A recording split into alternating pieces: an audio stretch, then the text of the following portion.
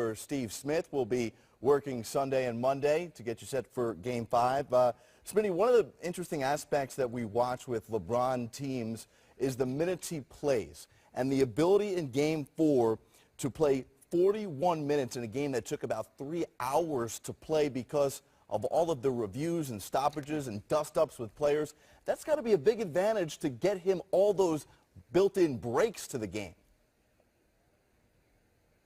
Jared, you're so right. When, like you said, he played 41 minutes, but how many minutes did he get actually get a chance to rest? And like you said, so many fouls called, especially in that first quarter, and then all the stoppages of all the reviews and all the confusion they had going throughout that game. And I think also a big part of that is he didn't have to come out and be super ultra aggressive because the way Kyrie Irving was going. He had a chance to pace himself. And you know LeBron James, he's so good. By him pacing, he got a chance to end up with another triple-double. Smitty, the minutes I want to talk about are the minutes off the floor. The supporting cast obviously played much better.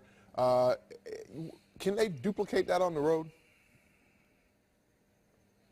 You know what, Rick Fox, a great question. I think for the second half, the guys on the second unit, they got to find a way to move bodies and move offense. They rely so much on LeBron James' isolation and Kyrie getting them open shots. They got to find a way to back screen, move, get easier buckets. That second unit, also defensively, they got to make their mark. But like you said, and we're watching, Rick Fox, without LeBron James, they struggle to find the offensive rhythm.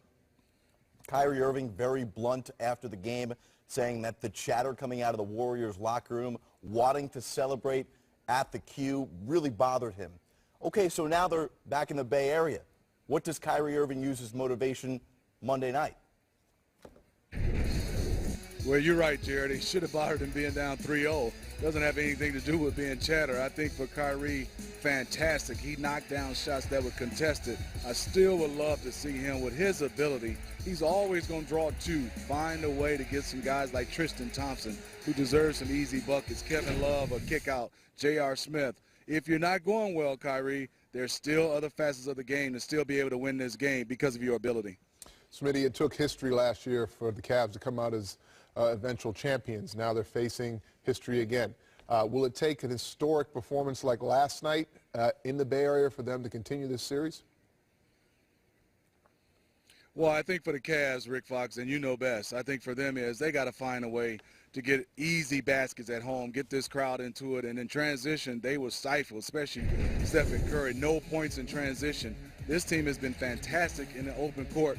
They don't do well when it's physical, when it's a slow down, old school type of rugged half-court game. They got to keep it in transition. And I think for the Cavs, you come out and you can get it back to Cleveland, you're feeling real well.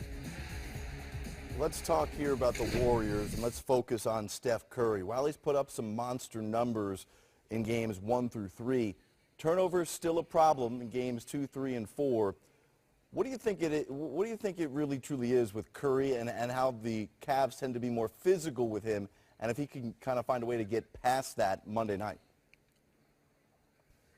Well, I think two things, Jared. I think he's so confident in his ability. Every time he takes a shot, he feels like it's going in, and when he's not, he still thinks the next one's going in. I think for him is Steph has an ability to make the basketball move and hop. He's doing a nice job with Kevin Durant. He has two guys and also those other guys. If he's not going, use himself as a decoy. And as far as being physical, he can't play around. I think he's getting too caught up of being able to hold and grabbing guys, just sprint to your spot, make those guys chase you without being in close space.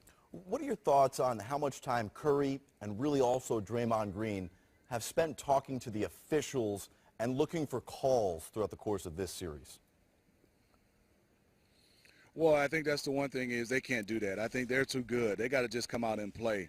And just to add to that, I think both those guys, you can see once they get to talking to the refs, it seems like they get thrown out of rhythm, and mentally they start to press. I'll also go back to look at Steph. I know they don't run a lot of pick and rolls, but I love to see pick and roll with Kevin Durant and Stephen Curry, because what can you do? If you switch, that means Kevin Durant has a mismatch, and if not, Stephen Curry has a chance to turn the corner.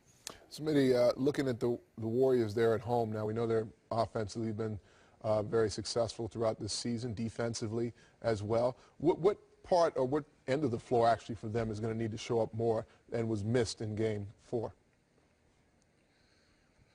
You know, I think for them is their commitment to move their bodies and push the basketball. And Jared and both, Rick, you both said it. I think they spent too much time talking to referees and complaining.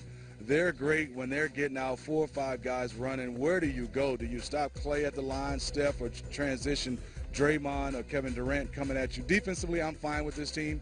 I think they did give up a lot of points, but that was one of those games the Cavs just knocked down points. To me, offensively, I think they still got to continue to trust their system, moving the basketball and getting guys some easier shot. They took a lot of contested shots in Game 4.